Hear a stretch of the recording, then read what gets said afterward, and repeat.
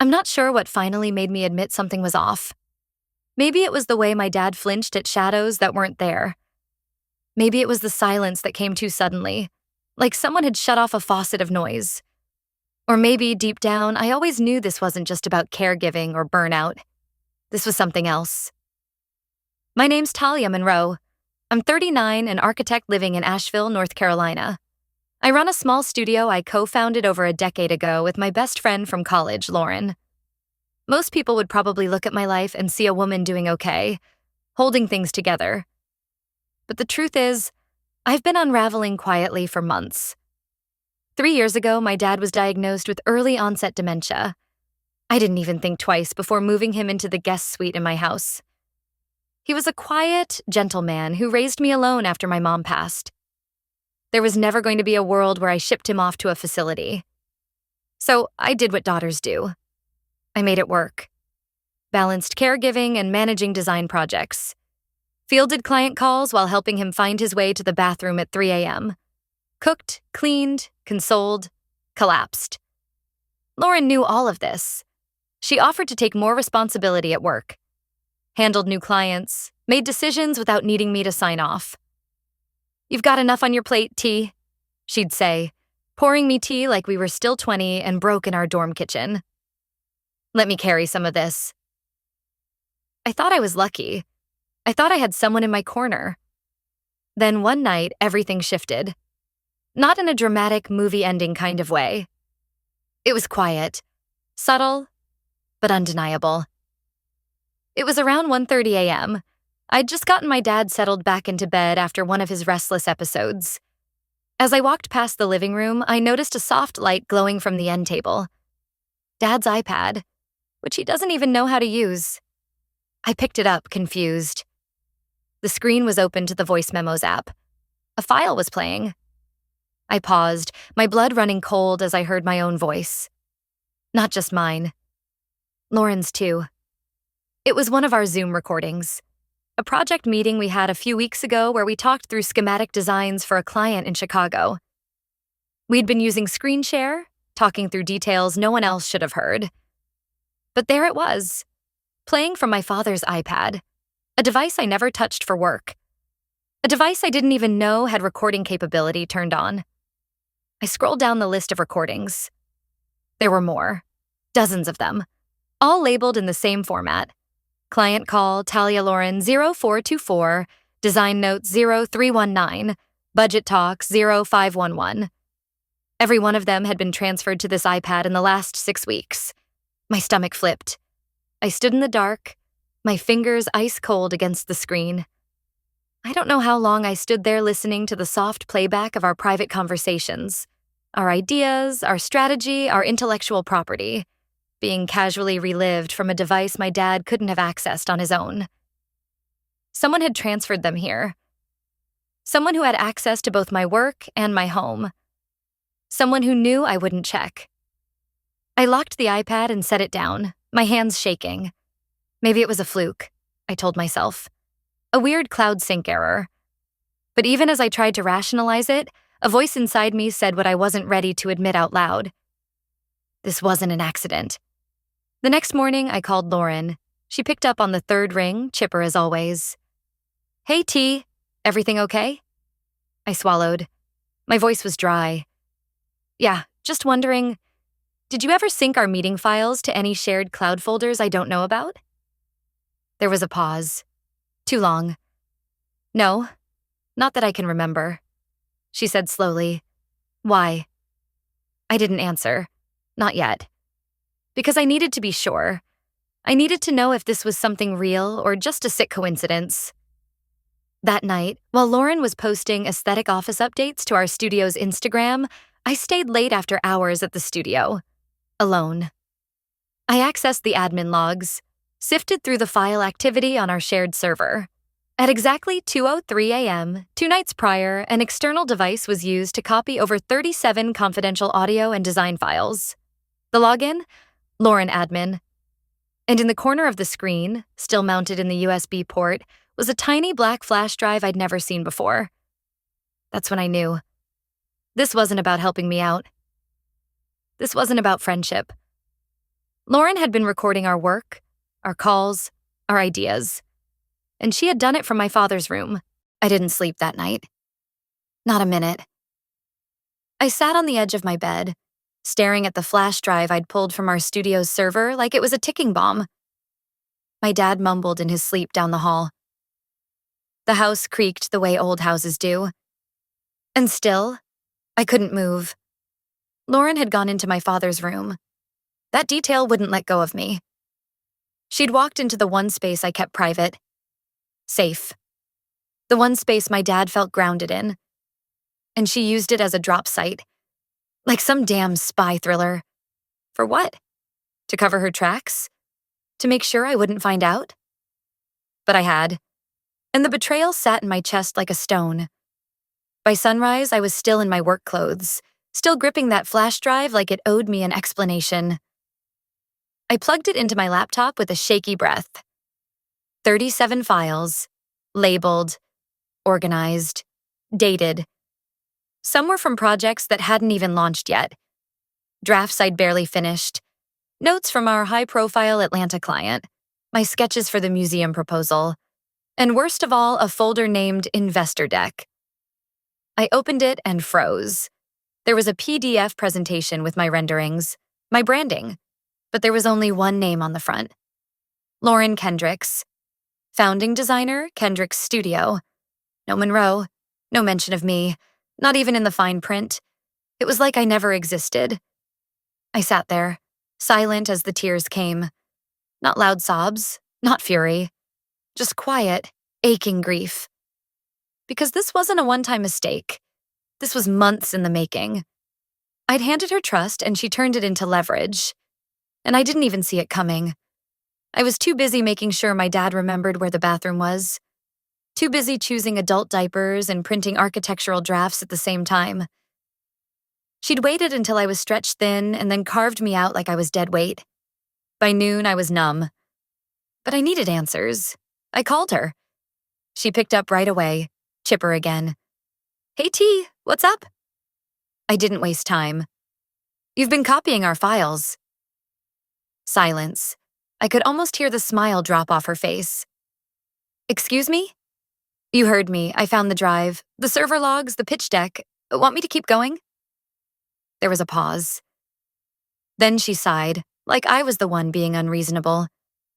Talia, I didn't think you'd react like this.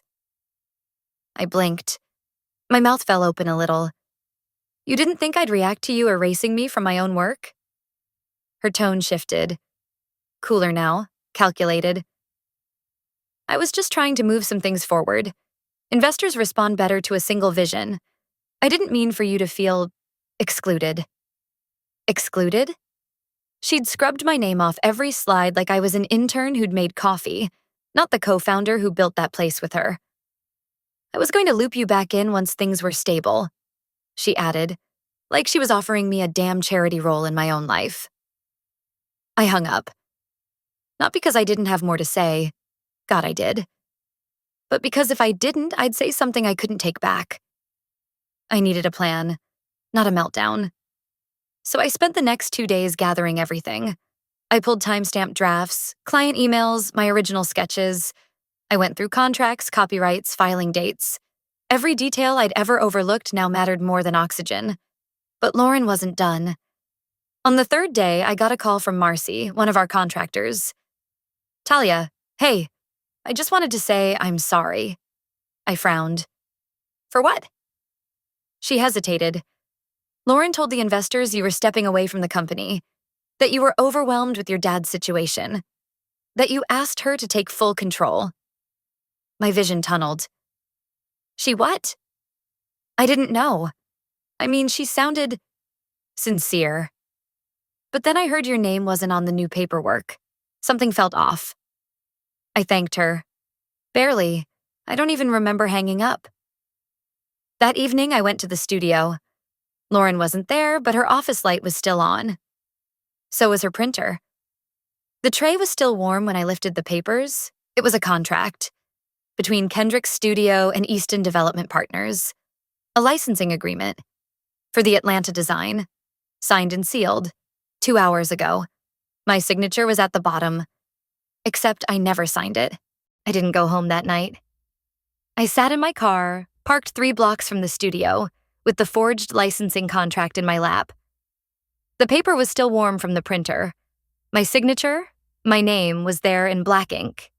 Perfect. Precise. Only I never signed a damn thing. My hands were trembling, not from fear, from rage, from the sheer audacity. She didn't just take the credit. She became me. I kept replaying every moment I had trusted Lauren. Every coffee she brought me, every, "Don't worry, I've got it," she offered when I was too exhausted to read another proposal. I thought she was protecting me. I didn't realize she was slowly making me invisible. I called my attorney the next morning. Janice has been my lawyer since I bought my house. She's sharp, calm, no nonsense. I emailed her everything. The forged signature, the metadata, the investor pitch deck with my name removed. She didn't respond with platitudes. She responded with a meeting time. "Talia," she said, pushing the contract back toward me. "This isn't just unethical. It's criminal." My stomach flipped. "She used your digital signature without consent. That's fraud. And if she signed this in front of a notary?" "She did," I cut in. "Marcy from Easton said she watched Lauren sign it with Talia's approval." Janice's face tightened. "Then we have a real case. But you need to decide. Do you want to go public with this?" Public, God. I'd already been whisper fodder. The girl with the sick dad. The one who's barely hanging on. If I went public, everything would explode. But then I remembered that contract. I remembered what it felt like to see my work, under her name. I remembered that she walked into my father's room to cover her tracks. I took a breath. "Yes," I said. "I want to fight." It all escalated faster than I expected. Cease and desist letters, forensic document reviews. Suddenly, Lauren was radio silent. Her assistant told me she was on a retreat. Of course she was. But 2 days later, I got a ping from an old classmate I hadn't spoken to in years. "Hey, weird question, but are you consulting with Easton now? Just saw a newsletter with your name on it." I nearly dropped my phone. I opened the link. It was a full press release. Easton Development Partners had announced their exclusive collaboration with Talia Monroe, citing my long-standing design excellence and quoting lines I'd never said. And there, at the bottom, was a photo of Lauren standing with Easton's lead executive, smiling, holding my blueprints, and next to it, a caption. "Talia Monroe, pictured above, celebrates the design partnership." I blinked. Hard. Lauren had submitted my photo to Easton, told them that was her, and signed documents pretending to be me. She didn't just erase me. She became me. My ears rang. My pulse roared. I felt dizzy and ice cold all at once. She didn't want to cut me out. She wanted to wear me. Like a costume. Like a brand she could license. That night, I sat on the floor of my dad's room. He was asleep, mouth slightly open, snoring gently. He had no idea what was happening. And for a second, I envied him. There was this moment, just one, where I thought, maybe I should just walk away. Let her have it. The studio, the press, the clients. I'd rebuild somewhere else. But then I remembered who I was before all this, before the caregiving, before the exhaustion, before I got used to putting myself last. And I realized, I'm not walking away. She is. And if you're reading this and you've ever been made to feel replaceable, invisible, or erased, I want you to know something. You're not crazy. You're not weak. You're not the one who should be ashamed. Some people don't steal money. They steal identity. They steal voice. They look at everything you built, everything you sacrificed for, and they think, why not me instead? If you've been there, you're not alone. I didn't tell anyone what I was about to do, not even Janice, my lawyer. Because if I said it out loud, if I put it into words, it might shake me. And I couldn't afford to be shaken. Not now. Lauren had gone too far. Not just stealing my work, not just erasing me from our company. She became me. In front of a camera, in a contract, and in front of a room full of investors who now believed she was the face of everything I built. I'd spent the past week doing nothing but collecting proof, meeting quietly with the project coordinators at Easton, contacting the publication that released the press piece with my photo and her name underneath, even digging up archived emails from college, proof of our shared work history and my original designs. I didn't sleep. I didn't eat right. I just compiled. Because I knew one thing. When you go to war with someone who has no conscience, you don't show up empty-handed. The investor summit was Thursday. Lauren had been invited to speak on behalf of Kendrick Studio. She was going to present our Atlanta Museum design as her visionary solo project. I showed up uninvited. I wore a navy blazer and no makeup. Just clean lines, straight posture, and a press badge I'd gotten from an old college friend who freelances. I didn't want to speak. Not yet. I wanted to watch her lie. In real time. She stood on that stage and smiled like she belonged there. She even wore a pair of glasses she never needed, probably to seem more architect-y. She opened the pitch deck, my deck, and said, "This project came to life during a long season of solitude and focus." I almost laughed out loud. Solitude? While I was spoon-feeding my father and watching her fake empathy over my burnout? She clicked through slides with my notes, my renderings, my color theory. And then she reached the final slide. A full-screen image of the site blueprint. Except something was off. She didn't notice it. None of them did. But I did. Because I had edited the bottom right-hand corner of that slide the night before she stole the file. I had added a watermark. Just 3 faint letters, nearly transparent, baked into the blueprint layer. TMM Talia Monroe Monroe. My little inside joke. My initials twice, because once didn't feel enough. And now it was right there, on a 12-foot LED screen in front of 24 investors and 4 members of the press. I walked out. I didn't need to do anything else. She had just outed herself. By the time I got home, my phone was blowing up. Marcy from Easton, a reporter from Archline Digest, even Janice. Lauren must have realized something was wrong because later that night she finally texted me. "You could have handled this privately."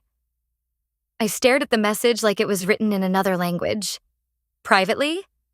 She'd stolen my face, my signature, my legacy. What part of that was supposed to be private? I didn't reply. But the next day, I filed a full complaint with the state licensing board, citing identity misuse and professional misconduct. Janice sent out a formal legal demand to Easton to freeze any contracts linked to Kendrick's studio pending verification. Still, I wasn't prepared for what happened next. That evening, I got a knock at my door. I opened it to find a woman, mid-40s, sharp suit, no-nonsense expression. "Are you Talia Monroe?" "Yes." She handed me a manila envelope. "I'm with the U.S. Patent and Trademark Office. You've been listed as a respondent in a fraud investigation linked to falsified identity documents. The complaint was filed by a Lauren Kendricks." I blinked. "I'm the victim here," I said, heat rising in my chest. She raised an eyebrow. "Ma'am, she submitted a sworn affidavit stating you've been impersonating her and stealing company records for months." I felt the floor tilt. "She filed what?" The agent sighed. "We're just here to collect your statement. But you should know, she attached emails, audio recordings, and even a video claiming to show you forging documents under her name." My stomach dropped. Lauren wasn't backing down. She wasn't just going to deny what she'd done. She was flipping the narrative. Completely. She didn't want to ruin me. She wanted to destroy me, and the worst part? She planned this all along. I didn't cry when they escorted Lauren out of the arbitration hearing. I didn't even blink. She walked out stiff, jaw clenched, avoiding my eyes like I was a stranger, which I guess I had become to her. Or maybe she'd never really seen me to begin with. It had taken 4 weeks of depositions, digital forensics, and legal testimony. But in the end, the truth spoke louder than her performance ever could. Every proof she submitted to accuse me? Disproven. The video? Staged and edited with cut audio. The emails? Fabricated from an unverified account that didn't match my metadata trail. And the so-called affidavit she filed? Signed with a notary who, under oath, admitted she never met me in person, only received Lauren's documents via overnight mail. The moment the lead arbitrator read that into the record, I swear, I stopped holding my breath for the first time in months. Janice leaned over and whispered, "She buried herself." I should have felt victorious. I should have felt like I won. But sitting in that cold room, watching a woman I once called my best friend unravel, all I felt was done. Done performing, done proving, done bleeding just to be believed. The final ruling was clear. All licensing contracts under Lauren's name were voided. She was barred from filing trademarks or IP using my work ever again. And Easton? They released a public statement apologizing to me by name and terminated all association with Kendrick's studio. But the real fallout? The architectural community turned. Quietly at first, a few cold shoulders at networking events, a client who never called her back. Then it grew louder. Public blog posts, exposés, even a podcast episode titled, "When Your Co-Founder Steals Your Face." And that's the thing about people like Lauren. They count on your silence. They weaponize it. Until it turns into a mirror. 1 week later, I reopened my own studio under a new name, Third Room Design, named after the spare bedroom my dad used to sit in, quietly humming while I worked late into the night on my laptop. That was the only room Lauren never entered. The only part of my life she couldn't replicate or repackage. Now, it's the heart of my practice. I kept it small, intentional. No investors, no co-founders, just me, a few freelancers I trust, and the kind of clients who see you, who don't just chase buzzwords and billboards. And on a quiet afternoon last week, I got a package in the mail. No note, just a framed print. It was my blueprint. The Atlanta Museum, the version with my initials in the corner. At the bottom, someone had scrawled in pen, "No one can steal the soul of something that's built with your name buried in its bones." I don't know who sent it. Maybe someone from the inside. Maybe someone watching the story unfold from the sidelines. But whoever it was, they got it exactly right. Lauren tried to wear my name, my work, my voice, but she could never touch the one thing she couldn't counterfeit. Who I became through the fire she lit. Some wounds don't heal with time. Some heal with clarity. With the strength to walk away, and the spine to fight when your silence is mistaken for surrender. If you've ever had someone twist your kindness into currency, or rewrite your story without your consent, I want to hear it. Drop it in the comments if you've ever had to take your name back. And if this hit home for you, stick around. I've got more stories, real ones, from people who, like you and me, learned the hard way that the truth doesn't always scream, but it always survives.